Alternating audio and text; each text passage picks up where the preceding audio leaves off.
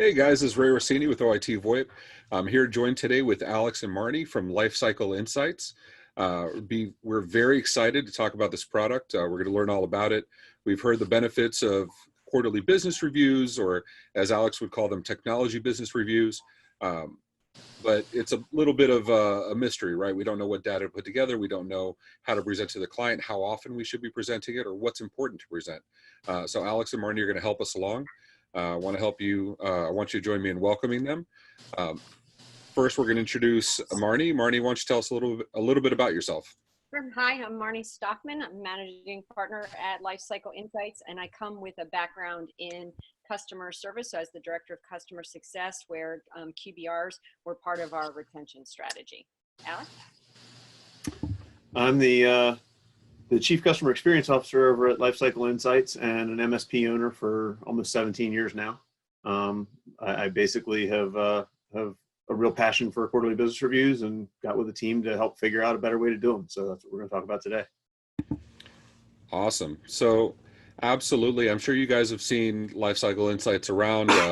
Alex is very heavily engaged in the Discord channel. I've seen him in Slack, IT Pool Party as well. I've seen him on Reddit. So you may have seen him around, and I know he did another webinar last week. But this is another opportunity. We're going to go through the product. He's going to show us some slides. We're going to go ahead and also see a live demonstration along with the new product announcement, right? You have some new features that are coming out that just came out. We have a brand new feature that we literally launched today just for you guys. So awesome. That's actually fantastic. We launched it last night so you could see it today. In advance of this webinar. I love to hear that. Yep. So we'll get a first look at that as well, and that will be available to anybody that signs up. Once they sign up, we'll give you an offer at the end. We are going to have a Q&A session at the end, so if any questions that come up, go ahead and pop them into the chat. We will go through them. We'll try to get through as many as possible, hopefully all of them by the end of it. So let me go ahead and start sharing here. And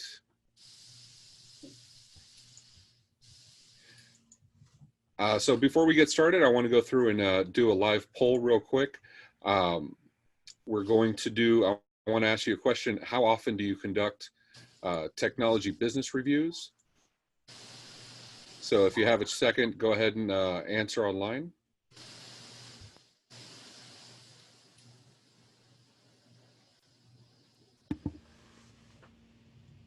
And you notice we're calling these technology reviews, not quarterly business reviews. Alex will get a little bit into that, but he educated me a little bit earlier this week on the subject. So some of you not ever. We see a good mix of quarterly, semi-annually, annually.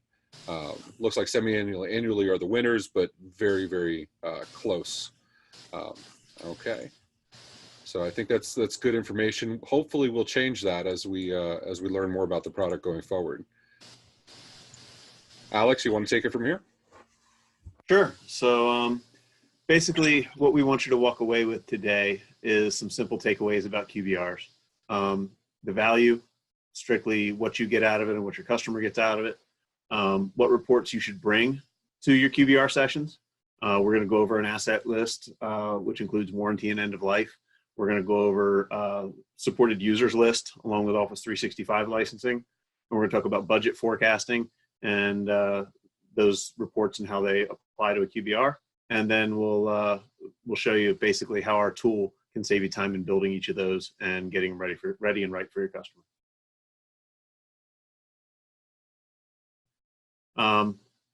QBRs serve one basic function for you, really. These are about customer alignment, and they are a sales opportunity. Don't let anyone tell you any different. You don't want them to be a salesy opportunity, but they are a sales opportunity. We treat these as a customer relationship and retention opportunity. The most affordable customer to have at your MSP is the one you already have. If you don't know your cost of acquiring new customers, it's probably really, really high. And this meeting really should be between high-level executives, both from your business and from the customer's business. You want to make sure you're getting the right people in the room, and we'll talk about that a little bit today too. What's the problem with QBRs? What are we doing wrong? Most of us are spending, or we're spending, 2 to 6 hours per client prepping for a QBR. That just doesn't scale. We heard numbers as high as 8 when we were interviewing some MSPs. We built Lifecycle Insights essentially to reduce the amount of time that you invest and improve the data quality that you get when you're done. So you talk about data quality. You know, how do you define what do you consider good data? What bad data? I know we get so much information from our RMMs and our other tools. A lot of it's noise, and a lot of it, the clients kind of gloss over a little bit. What would be a good example of good data that you would Well, consider? good data is data that really hits home with an executive. So we're not necessarily talking about gigabytes and petabytes, and we're not talking about real nerd terms. We want to get to finances. We want to get to the ability to budget. We want to get to the ability to do lifecycle management. So when we're talking about good data, we're saying make sure that your devices have a purchase date, a warranty expiration date, an end of life date, and that we have all the key pieces of equipment in any customer documented in the first place. So that's where the life cycle stuff comes in, right? It's not just about the data you're presenting, but at the end of the day, you want to know the life cycle or the expected life cycle of these products and be able to budget and plan replacement strategies. And that's where you're generating revenue, right? From these Right. reports. We want to tell the customer 5 years ahead when they're going to have a big annual replacement cycle because maybe a SAN or a big server goes out of warranty and needs to be replaced. We don't want to have surprises in that realm. That makes a lot of sense. Absolutely. And we So, know the day that we buy an item that it's going to have an end of life date. We might as well document it and put it in front of the customer. yeah, yeah, that's one of the things we miss, right? As we purchase it, we get all excited about the proposing part. We get all excited about, implementing and the onboarding. We forget one of the first steps we should be doing is understanding there's an end of life moment for that product that we're installing. We should document that at that moment and track it, right, throughout the life of the. We don't always do that, and I'm myself guilty when we were doing the MSP stuff. We were so excited about that computer, and maybe we tracked the warranty, right? We knew the 3-year warranty or whatever it had to be, but we absolutely didn't do that with all their technology. And we also fail to track the cost of maintaining that device throughout its life cycle. Absolutely. Whether it has a contract for a maintenance contract, an annual renewal, even just monthly payments for a lot of these SaaS products that we add in.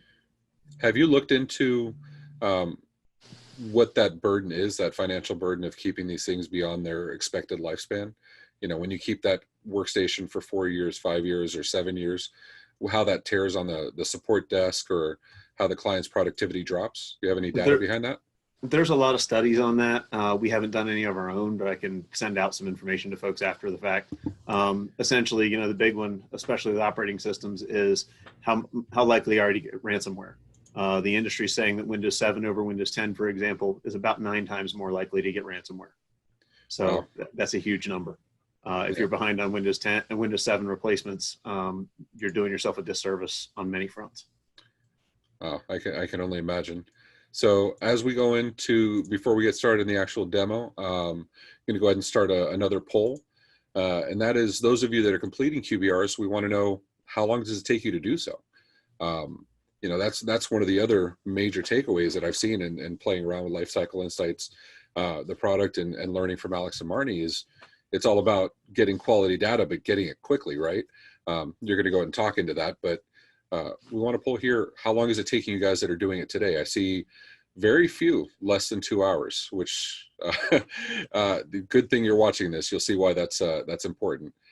So we see the biggest number, 5 to 8 hours, have multiple days. And of course, CNAs, if we're not doing them, we should be. I think we all agree we should be doing these technology reviews without question. Just question is, where do we get the time? And we see time is a major factor here. Well, as we've been doing social media with our company, a phrase we keep using is defeat the blank page. A big problem that a lot of MSPs have with QBRs is they don't know where to start. I think one of the things that we give them is a good starting point. That's fantastic.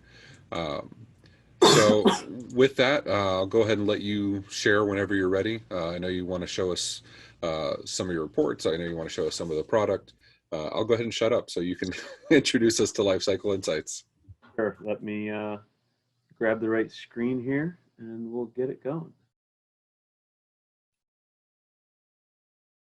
Okay. You should be able to see a dashboard. Let me know when that comes up for you. Yep, can see it. So this is Lifecycle Insights. It syncs directly with ConnectWise and pulls your client list. You can select your clients from the top. And then it gives you a quick dashboard about your clients. The first 2 items on the dashboard are what we consider to be some of the most important. These are related to data quality. This shows me how many of my devices may be missing an end of life date, or missing a warranty expiration date, or missing a make and a vendor. We all know that if you try to fill in a configuration in ConnectWise, that configuration probably has 30 fields. In the long run, only about 6 of those matter when it comes to a QBR. And if you want to know which are missing, we've built you a nice little report here that shows you exactly what needs to be filled in for each device. And we give you the ability to export that to a CSV. And it's pulling a lot of this from your RMMs or whatever integrations you have, right?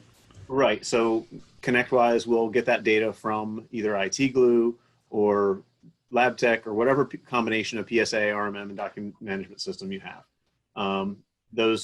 That information is all pulled into here, and then we basically assess it for quality, which is something that's missing from all of the major PSA tools.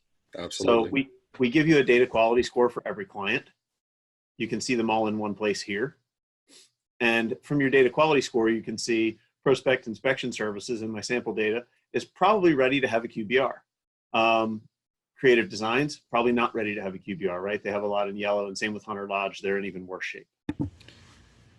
So you're showing right up front. We're showing right up front what your data looks like.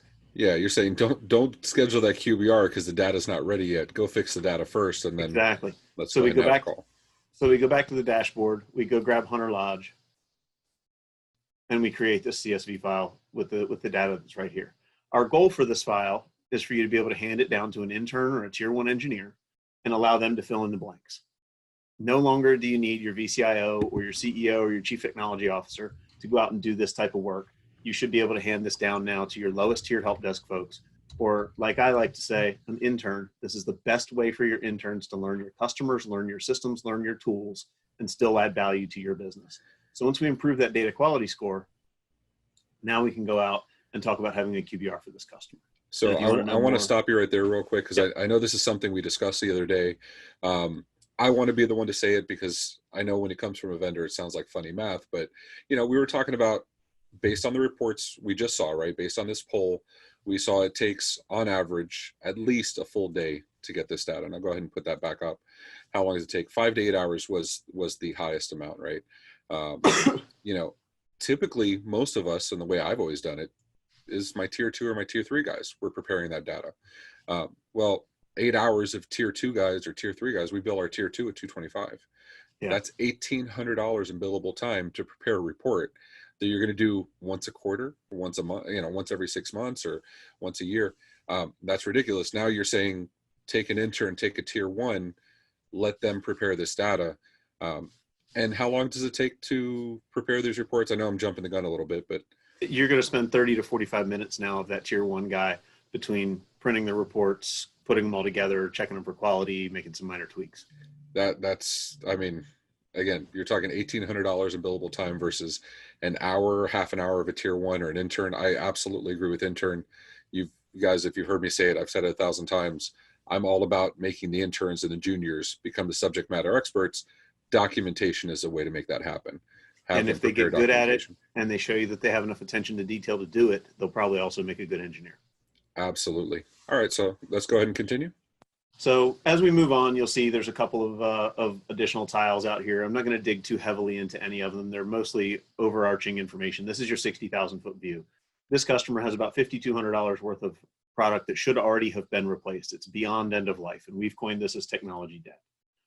You can see that a good chunk, 25 of his assets, are in good standing, and we have a few approaching end of life and a few that are past end of, or one that's past end of life. You can see some replacement cost breakdowns. You can see a little bit of budget forecasting when their expenses are going to come out. We'll get into budget later.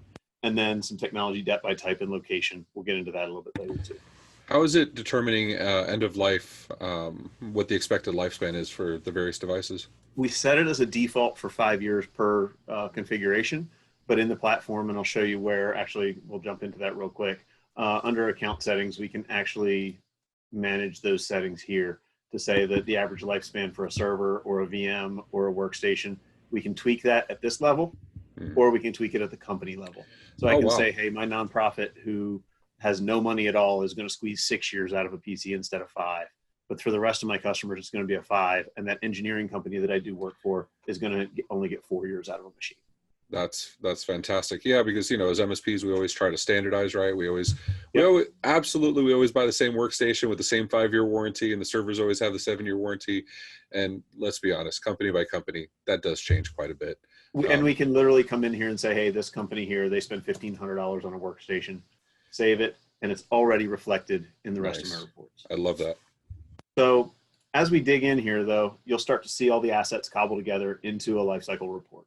This is the asset list that we use. It has a lot of filtering functionality built in. So if I knew an exact serial number, say, that I was looking for, if I just start typing, it'll auto filter and show me the quick and dirty workstation that I'm looking for. Or let's say that I'm looking for a user. I can find where that user has last logged in just by starting to search for that person and find them. And if we want to clean up our display, we could even come in here and permanently assign a user to a workstation so that when we get to the customer review, they get to see a name that means something to them in English. We put a lot of energy into making these reports something that are useful when you get in front of a client. Right now, something that's important for everybody is Windows 7 replacement.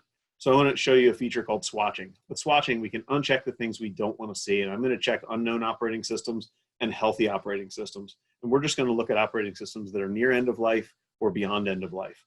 For this particular customer, I get 6, 1 that lives on a server, 5 that live on workstations.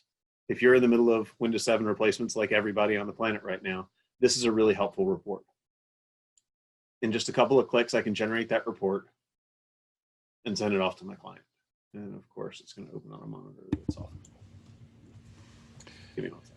So I apologize. I just realized I was sharing the poll results over some of the slides before you got to this page. So for those that didn't see, Alex was setting the actual lifespan of a certain product by company or just the defaults, as well as replacement costs. Right. You have those controls. I think that's phenomenal. But yeah, that's right here for those of you who want to see that. We can drill it in by company and select it one company at a time, or we can do it with across the entire platform. And you should on the Excel page, you can change it for an individual asset. If you have one graphic designer that has a workstation, you could that C-level executive who has to have a Mac. You can obviously change his pricing to match his pretentiousness. The report I was talking about is simply as easy as unswatching the things that you don't want to see for a particular customer. I think we were on creative designs and we did that one. And what it gives you is a Word report that looks like this. You can create these reports in 2 or 3 minutes. One of the really cool functions that our developers built in, because they saw me coming a mile away, they knew I was going to need to send 50 of these on the same day, and I wouldn't want to have to go through this a million times. I can literally just grab the next customer, all the report settings save, and I can print the report again. So I can print 50 of these reports in 60 seconds a piece, 30 seconds a piece, and then I can send them out to a bunch of clients by email with a last minute, hey guys, these are the Windows 7 machines you still have to replace. I've attached a report and a quote. Please go out and approve the quote so we can get this project moving on. So that's swatching in a nutshell. We can do it on operating system. We can do it on end of life or warranty expiration data. We also show you some important information here like replacement cost and age of a product. But as we build the entire report, you'll see that what we get is broken down by servers, workstations, network equipment, and everything you could possibly need to build this client a budget. So what we're showing you is the age of the asset, when it needs to be retired based on one of these credentials. And then we can see the importance of having your data complete. If you look here, you see gaps in the data, which are obviously, when a client looks at it, not good for your relationship and for your communication with your client. So these are the kind of things that if you sent the health report down to your help desk and had them backfill, your high-level person won't have to deal with when they get in front of a customer.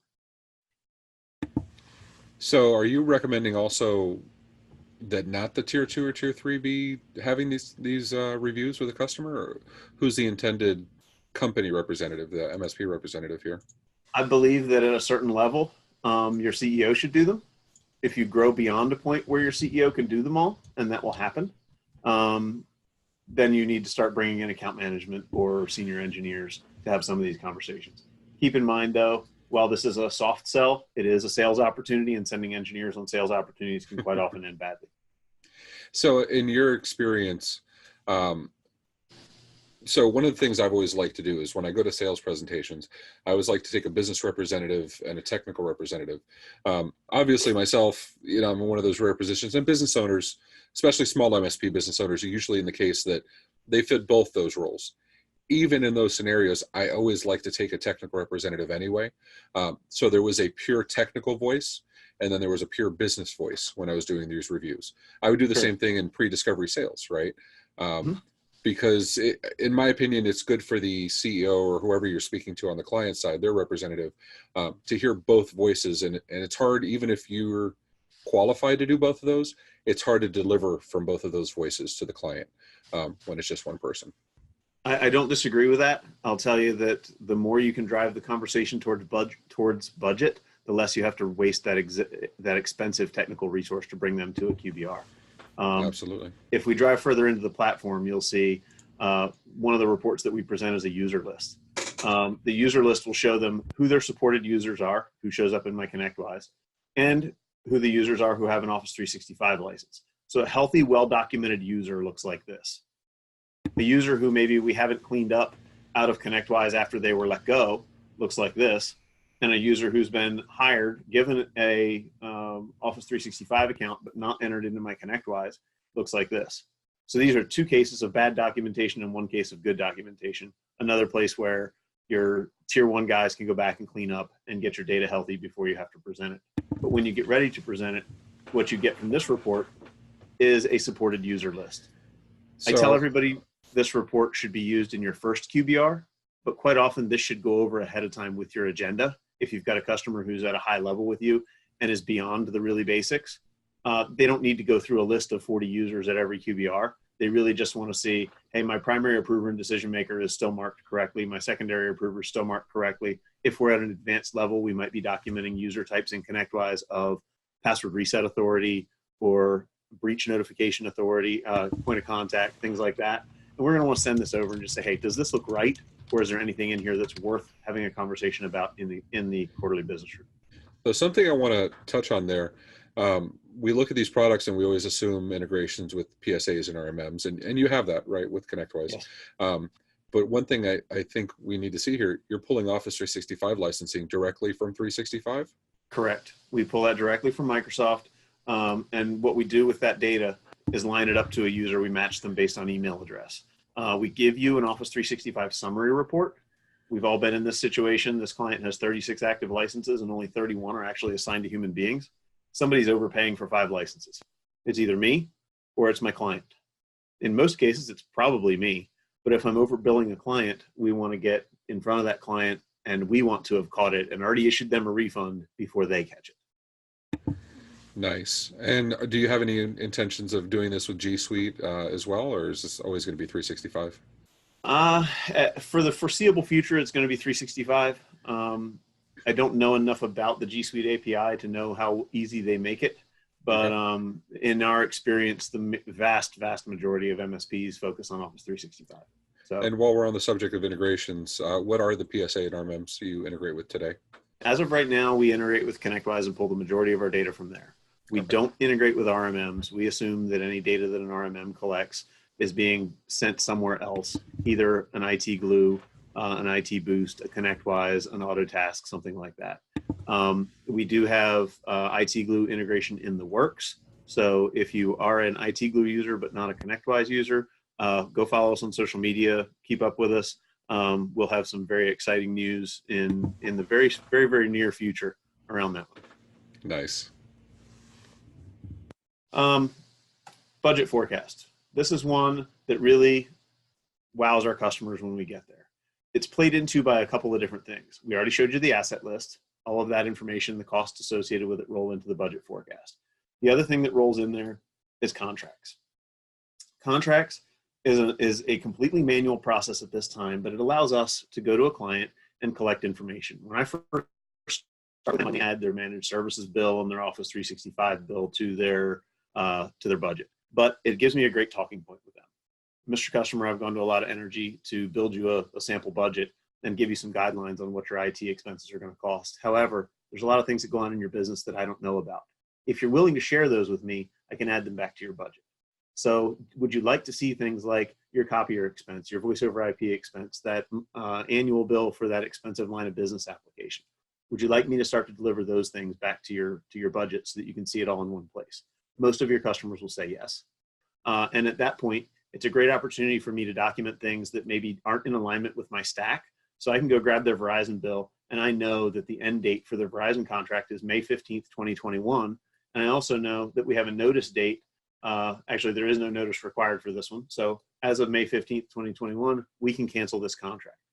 So on May 15th, 2021, I'm going to go sit in front of that customer and say, hey, I want to show you this cool voice solution that we have. I want to introduce you to my friend Ray. I want to set you up with a better voice solution. Let's get rid of that Verizon junk. You're going to call me every time it breaks anyway. Use the solution that I know and understand.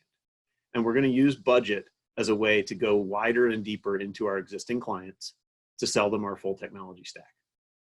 Whether that be, broadband service through a provider you have a relationship with, a printer, a phone system, anything through a provider you have a relationship with and can deliver better service on. So that's where contracts come from. Where they play out in here is that as we show them their budget, we can show them the contracts and subscriptions that are due each quarter or each month, or however you want to display the budget. I show my budgets 2 different ways, and this is all customizable. Generally, I show them 6 quarters with asset detail included.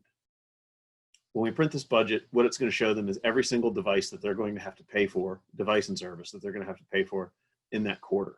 So I want high detail at this level. This is our near future, really up-to-date stuff.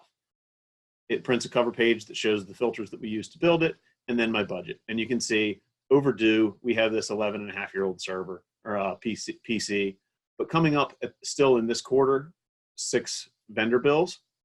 Next quarter, a bunch of vendor bills. And we get down into a couple of quarters where we have to replace some hardware. And each of these shows up right on the budget. We can even enter a comment in here that the customer can see. From our QBR, from our discussions, we can say, hey, this is Bobby's workstation, or this is a firewall in the maintenance facility, or whatever. All of this carries over and goes over to the client's budget to give them what the next few quarters are going to look like. If you have a really bad quarter coming up, it's nice to be able to point that out.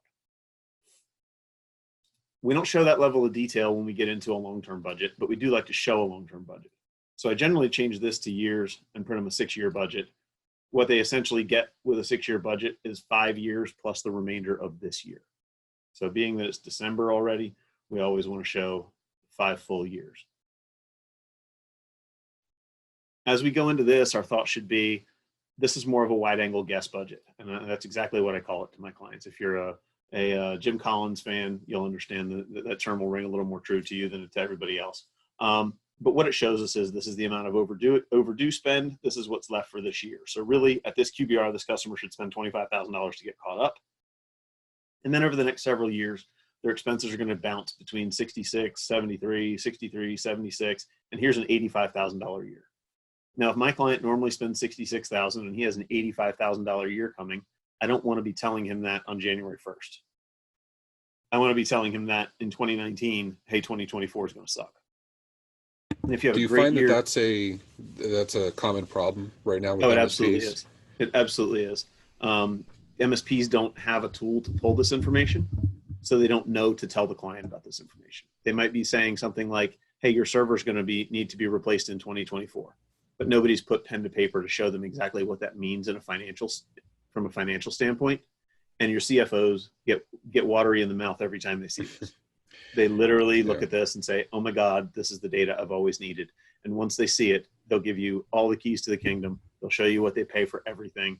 They want the information tucked into this report so that they can use it for their budget. Yeah, absolutely. I notice, you see this talking to other MSPs. I've seen it so frequently where, they'll do that server purchase and it's good till 2024, and they'll get the Dell email about the warranty expiring 6 months before, 2024. They'll get it June 2023. And then they start jumping to the client saying, hey, we need to spend another 10 or 15 grand or 20 grand. Whereas when you can tell the client a year, 2 years, 3 years in advance, we're budgeting and we're going to carve out, $5,000 a year toward the spend in 2024, it gives them spending power too. It gives them the ability to make that bigger purchase. So it works for you guys as well. And it gives them the ability, if they have a good year, to pad themselves for a bad year, right? So if I know that next year my expense is going to be $20,000 higher than this year, and I'm about to close out the year and I need to hide some money from the tax man, and as MSP owners, you guys understand this. Section 179, yeah. Right. I'm going to go buy some hardware. I'm going to go buy something a little extra, and I'm going to get ahead for next year so that if next year isn't as good a fiscal year, we can still get by and we're still replacing everything and keeping up. Yeah, I see the questions coming in. We're going to get to all of them at the end. Please, yes, keep posting them, but we're going to read them off and answer to everybody. But BJ from eTop Technology actually brought up a good point. This is not just about sales conversations. This is about HaaS conversations, hardware as a service too, because you have the data here to present the value for that subscription service for the hardware. Yep. And if they know coming up that they're going to have a $90,000 year and they can't physically pay for it, hardware as a service slides right in. And if you're not already a partner with Great America, they have a great program for that. Just a free little plug for the good folks over there. The last thing that we've got here is a scheduler. And basically what we do is give you the ability to auto schedule, and this will just give you a ballpark of about when you need to have all of these QBRs. So here we've got some notes from a QBR, and here we can drill into the actual business review. You can upload your packet right to here. So if you've carried a packet in there, you've handwritten some notes in it, and you bring back your copy, you can upload it and stick it in here. This gives you the ability before your next QBR to review the last one, see all your handwritten notes, make sure that you've covered everything that was left as an open task. You can leave. I think I got to stop you because Alex is way too humble to say this, but this is one of those brand new features, right? You were talking about the scheduler. This is brand new. This literally was rolled out last night. This didn't exist to the public, the Lifecycle Insights users 48 hours ago. Yep. And he wanted to make sure he rolled it out in advance of this webinar to show to you guys today. So, I want to say kudos to you and your team, Alex and Marnie. It's awesome, and we appreciate it. And I can tell you some folks who logged in last night were very, very excited. I got some direct messages that this thing's really freaking cool. Thank you so much. So those folks who are using it definitely are seeing the value. Here is a large scale scheduler. We've added the ability for you to see the total number of QBRs that you've scheduled in any given month. And one of the things that we haven't really talked about that we need to is segmentation. Not all clients necessarily need to have a QBR every month. I hate the term QBR, but we're forced to use it because the industry uses it. We call our strategic business reviews. I've heard technology business review, and I like that one. I think as you go, it should take on a name that is comfortable for your team and your deliverable. Yours won't be the same as mine, and it shouldn't be. Your service levels, your pricing plans, your offering to your clients is probably different than ours, and you should be able to take a set of similar reports and produce something that's very unique to your team by adding in some other things. But what we see here is a customer maybe who is scheduled semi-annually, a customer who's scheduled for monthly, and a customer who's scheduled for annual or quarterly. Okay. The reasons that we would segment customers, some of our customers may be in an environment like manufacturing where not much changes, right? They're in a commoditization industry. Technology, they have the bare minimum technology they have to run QuickBooks and spit out reporting. Other customers might be in a CAD environment or in a medical environment that's high compliance and high technology. They need to meet with you more often. Their industry is not static. They need to be up to date on the latest bells and whistles and changes. So based on how much your customer spends with you, how deep your relationship is with them, and what type of an industry they're in, you should segment them into something that works for you. And then this shows you when you need to be scheduling all those QBRs and keeps you from loading 1 month into a 17 QBR month when you only have one human to do it. And not all those QBRs need to be face-to-face. You mentioned sending out the reports.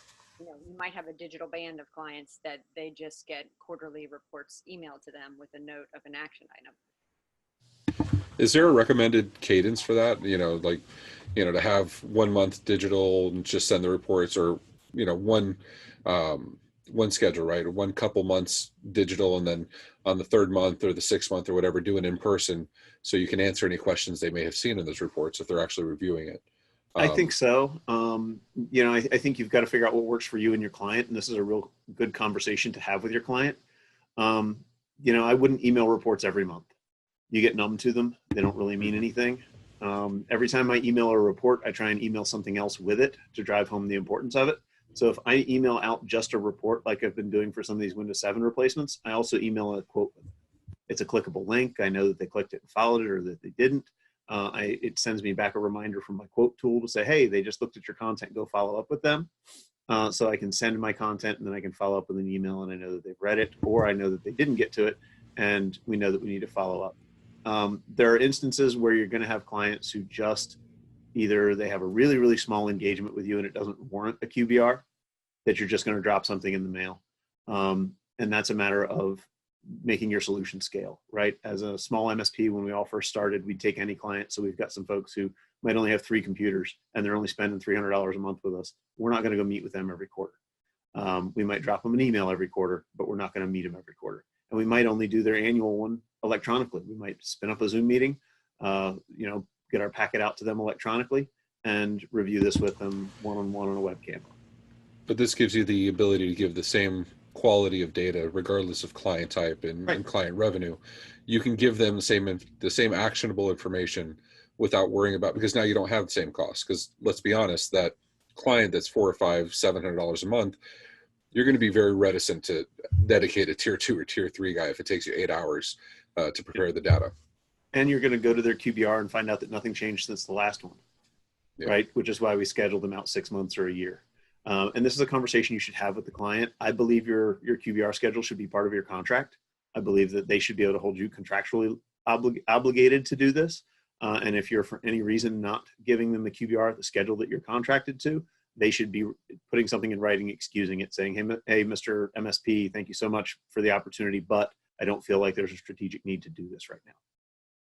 And that happens, right? Businesses get in a lull where there's not much changing. They're just, everything's par for the course and we keep on going.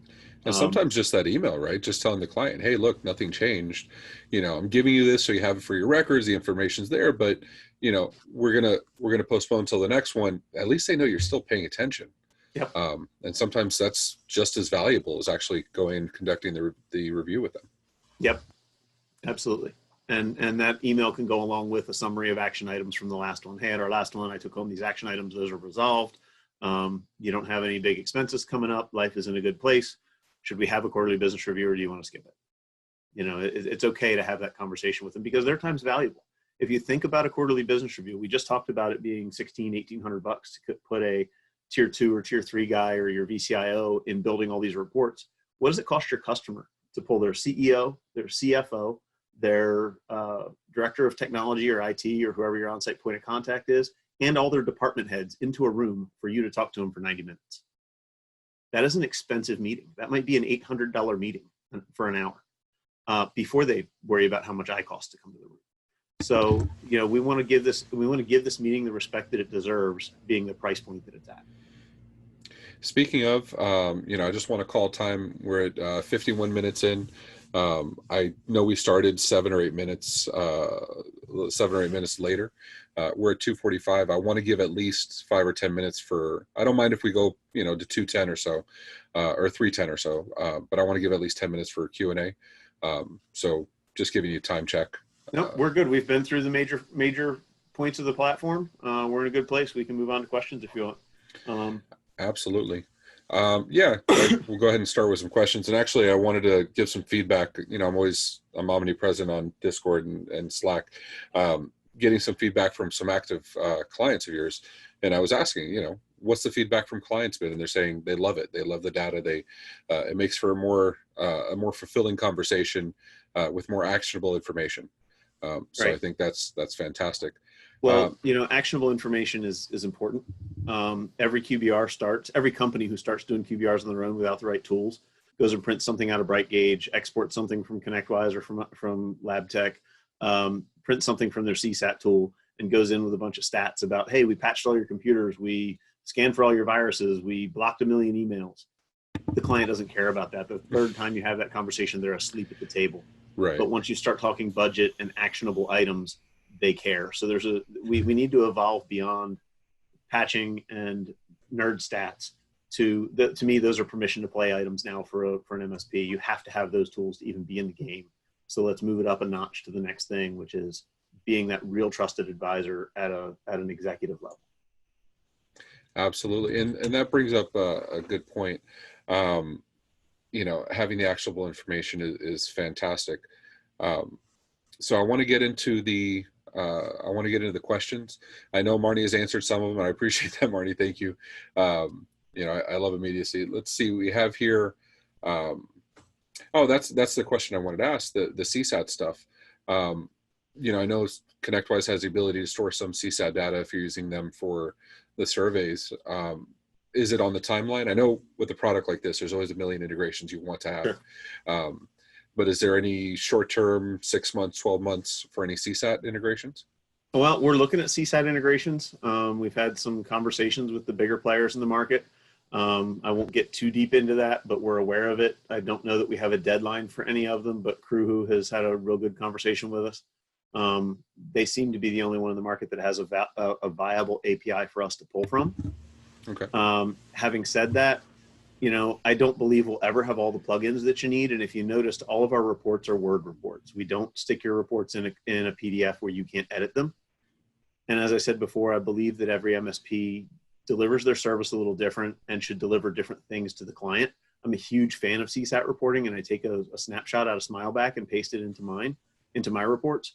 Then we have a conversation around, what their response rate looks like and what our happiness level looks like, right? If our clients are happy, great. But if they're happy and we did 100 tickets and only got one response, then they're not giving us enough constructive criticism. So we also go ask for that. Hey, Mr. Customer, I can't get any better if you don't tell me where I did wrong. And I don't believe we got all 100 tickets 100% right. So encourage your team to give us a gentle nudge when we could have done something better or different.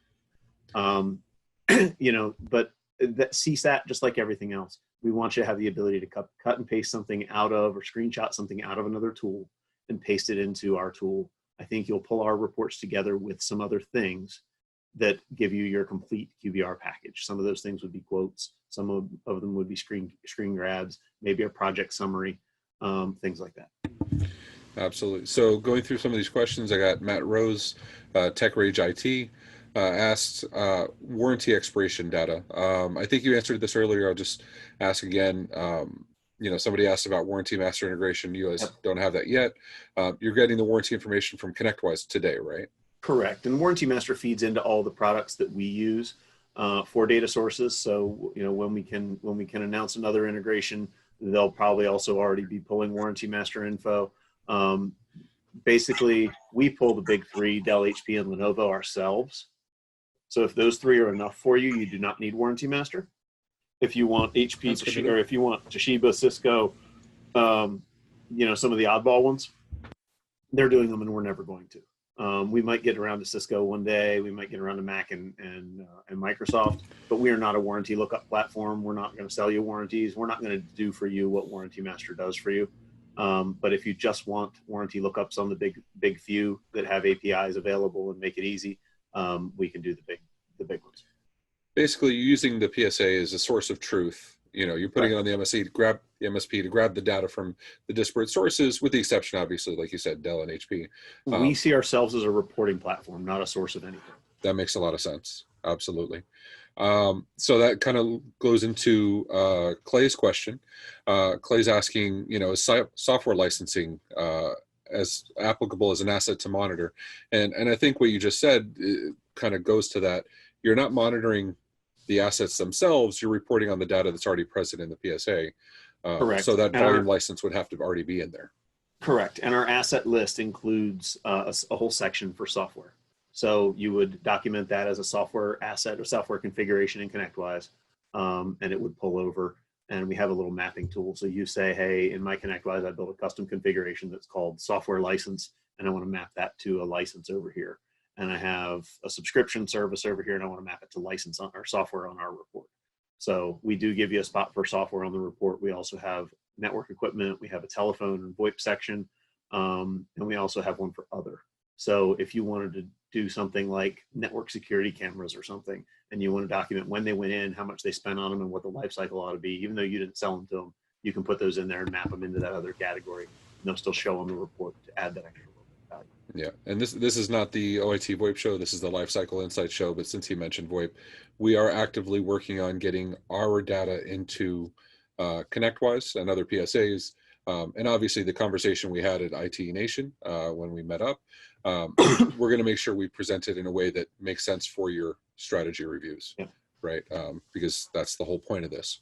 Well, you know, Another, it's an awesome function of voice. You and I had this talk that, you know, you can still make a 12-year-old phone ring, right? But that phone is going to be losing things like busy lamp fields and new features that come out. It's yep. just not going to be as functional as a modern day phone. So like anything else, they should be on this list. They should be reported assets, and they should have a replacement cycle. Yeah, and that goes back to what we talked about in the very beginning. It's not so much a matter of is the product still viable? It's where's the loss of productivity for the end user at this point. They Right. can't see the presence. They can't see, they don't get the functionality of modern day, which is if they're using a modern software, modern service, they should have those benefits. Right. That also brings up another question. Are you, I know that contract data is already in ConnectWise. Are you putting contract data as far as expiration dates, renewal dates in the strategy reviews today? That data does not pull from ConnectWise at this time. We struggled with a way to get that data into ConnectWise in a way that we could pull it back out. So that's the only unique data that really gets entered into our system is the contract management piece. Okay. And it's about 10 fields to fill in per contract. It's not terrible. Alex, you have we had like 3 questions on like integration roadmap piece. Someone asked about IT Glue, Autotask, and a file upload. So you want to talk about where we're heading? Sure. Now? You can Absolutely. 3 questions at once.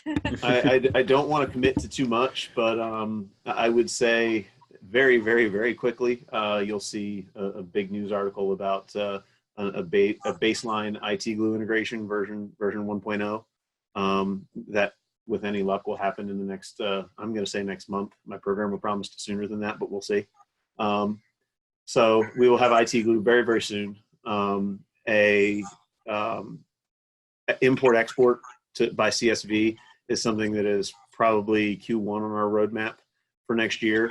We see the value of that for folks who use an obscure platform, or my own personal example is I have 1,000 Chromebooks in an education environment, and there is no API at Google to even import and export that stuff from the Google Management Console. So there are a lot of good use cases for that, and we want to make that available. So that'll be early next year, I hope. I do not have an answer on Autotask on the roadmap as far as dates, but I would be stunned if we did not at some point have an Autotask integration. Fantastic. One of the questions Dan asked, is there a section to pull insights from ConnectWise on ticket details, number generated, average time to close, those typical SLA stats that we all promise? There's not. And that one, again, I'll point you to if you want to see that kind of data, BrightGauge is a fantastic tool for it. There are some other tools out there for it. I would encourage you to, if you're monitoring that data that closely, you're using ConnectWise Report Writer, you're using BrightGauge, you're using something else, grab that data and stick it in one of our Word documents, dump it into your report and deliver it. But at this time, we're not pulling it. And if it's on our roadmap, it's so far down that it's not getting any attention at this point. A couple of reasons for that. I think that gets awful technical, awful fast for what I think should be a strategic conversation. Those are great conversations to have with your company point of contact. If you have a large company and there's tiers of executives and you report to somebody in here, those are the conversations I like to have at the point of contact level, but not necessarily chew up the $800 an hour room with conversations about trouble tickets and that kind of thing. If you're doing lifecycle right, the age of the equipment will help you replace it before it gets to the point where it's creeped its way up your hey, there's too many tickets type report. And that makes a lot of sense. I've been guilty of this myself, where, we're a BrightGauge user. I've been using BrightGauge for years. I love BrightGauge. But it's a lot of metrics and a lot of numbers that becomes, for lack of a better word vomit, right? It's just you so many numbers. Yeah, yep. And yes, and it's the service delivery is important. Go ahead, I'm sorry. Yeah. But it's the same thing with patch statistics, antivirus statistics, spam email statistics. It was all stuff that the first time we ever had it as MSPs, we were like, oh my God, this is cool. I can go show it to my customer. And the third time we show it to them, they don't even look up from their phone while they're sending a text message. They just totally ignore it. So, I want everybody to focus on the things that their customer perks up for. The first time you slide this budget across the table, your customer is going to sit back in their chair and give you a, wow, I didn't know you could do that look. And I want you to capture that look and think about the things that when you can slide them across the table, you give the customer that response, not the, well, this computer has a 1.8 gigahertz 2-core CPU and probably should be replaced, because of that. They don't care about that. That makes a lot of sense. Like you said, this is for a business conversation, right? This is not so much a technology stats conversation. And that's the reason all the reports are red, yellow, green, because everyone understands red, yellow, green, right? The finance guy gets it. The executives get it. Even the salespeople get it. Yeah, absolutely.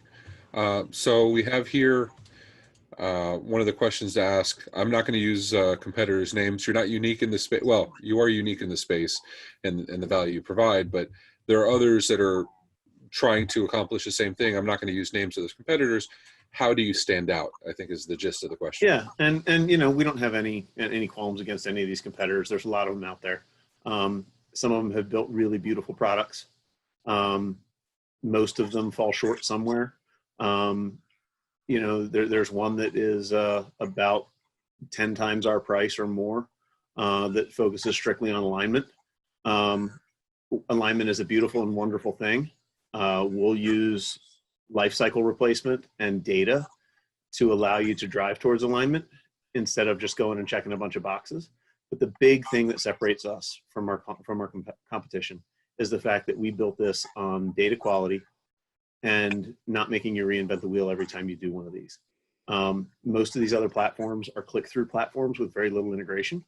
So every time you go do a QBR, you have to go click through all the boxes and do all the work again. We're building on data that you already have, and we're giving you the tools to use that data to get the results that you want. That's fantastic. So there's a lot of unanswered questions here. I see we're at 2:59. I want to make sure we get to pricing and they've come up with a special promotion. Alex and Marnie have come up with a special promotion for today for the viewers. Alex, Marnie, do you mind if we go 2 or 3 minutes over? We're good. Okay, And I so would like to add that this is recorded. So Michael, yes, is recorded. So I think that's a quick one. this is absolutely recorded. We will get it all. Yeah, we will post to YouTube as well. And Alex, Marnie, and I will share this as well. Any questions that we can't get to, we're going to give you our contact information, and we have yours. We will, I'm sure they will reach out to you to answer any questions that are left unanswered, because we want to make sure everybody's attended to. You want me to put the coupon code in the chat? Yeah, go ahead. Out as well. So, yep. So the coupon code is OITVOIP. And it is 10% off for the subscription for the year 2020 if you subscribe by New Year's Eve, by midnight on December 31st. So right before you head out to the party, you can type. Yeah, absolutely. And, go ahead. If you're interested, I would encourage you to go check out the pricing page, lifecycleinsights.io/pricing. Or just go to Lifecycle Insights, click the pricing tab. We put it all out there in the public purview. We're not overpricing you. We're not shy about it. Plans start at $49 a month, and there is a free 90-day trial with 5 clients. So you can bring 5 clients. Generous. You can bring 5 clients into the system. We realized early on that folks were going to bring their clients in and figure out that their data needed work. It's not fair to somebody to say, hey, I gave you a 26-hour trial, and you have to fix all your data in 26 hours and print reports and go do a QBR and come back and see what the result looked like. We want you to have it long enough that you can bring your 5 biggest clients, your 5 best clients, your 5 clients who are closest to needing a QBR, whatever. Bring them in, get them in the platform, get on with us for a training session, and make sure that you're getting the reports out of it that you need, and just put it to use, prove that it works. But if you get in there and you like it and you realize that you're going to want to keep it, convert yourself to a paid plan before the end of the year and get yourself that 10% off, because that'll be more of a savings than a $50 plan free for Absolutely. Yeah, and that makes a lot of sense. It's, I'm guilty of it myself. We'll sign up for a trial and then kind of forget about it a little bit. And honestly, this is not one of those things either that, you set it up and you're good to go. It takes some data manipulation. It takes some time, some curating to be able to go and make this usable. And then it does, but one of the things that we wrote around was the ability to get folks onboarded fast. The initial integration will take you 15 minutes. Go to bed, take a good nap, let it cook. overnight. It'll download and sync up a bunch of your data. It'll go out and do your warranty lookups and really give you a presentation the next day of what it really looks like. But we got some feedback from a pretty good sized MSP who said, hey, I've already bought 3 products that I don't have completely implemented. I just can't buy another if it's going to take me days or weeks or months to implement it. So we took that to heart. We built something that implements quickly and easily, and that doesn't require a ton of high-end resources to really put into play. This really can become a tool that between your service manager, kind of guiding your tier 1 and intern folks, can become a complete tool rather quickly without a ton of expense. And just to impress that, one of my brethren here on Discord mentioned to me, you can get pretty good information very, very, very quickly, usable information that you can actually present. So that's good. I mean, hearing from live customers is always a nice thing, right? We like to hear that. Yeah. One of the questions we had from Michael, I know you said you're not going to be integrating with Cisco, but he says he does a lot with Cisco. They have SmartNet contracts right now that covers a couple devices. How would you handle that? Would you manually enter the information? Yeah, absolutely. You enter that information into ConnectWise, and it'll still port over into our system and give you everything that you need. Cisco is on our maybe list.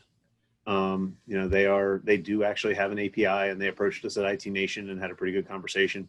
But the world is reality, right? And IT Glue and some other things are a little higher up the food chain. So Cisco will show up one day. It is not one that is totally off the list. There are some oddballs out there that we'll just never be able to get to. But, Absolutely. So, your pricing model is actually very intelligent, very easy to understand. It's digestible. It's based on bucket of number of customers, right? Like you said, you have a public pricing page where you have all your prices. I'll go ahead and put that up live. Like Marnie said, she put the coupon code in there. This will be recorded. The coupon code is OITVOIP. I hope that you guys know the name OITVOIP. That'll get you 10% off for 2020 if you sign up before the end of the year. And it makes a lot of sense. I mean, something as simple as, $49 a month, that's a no-brainer to me. Lord knows I pay a ton of money for Breakage, and it's worth every penny of it. But when something provides a lot of value like this, I think that makes a lot of sense. I'll go ahead and reshare the information, the contact information for Alex and Marnie and their team over at Lifecycle. Their YouTube channel is there. This will be posted. And if you have any questions, please email them, email me, ping us on Twitter, on Facebook, Discord. We're always there. Alex, Marnie, thank you so much for your time today. This was incredibly enlightening. You guys bring a lot of value to the table, letting us be more successful as MSPs. That's exactly what we're looking for. So thank you guys. I appreciate it.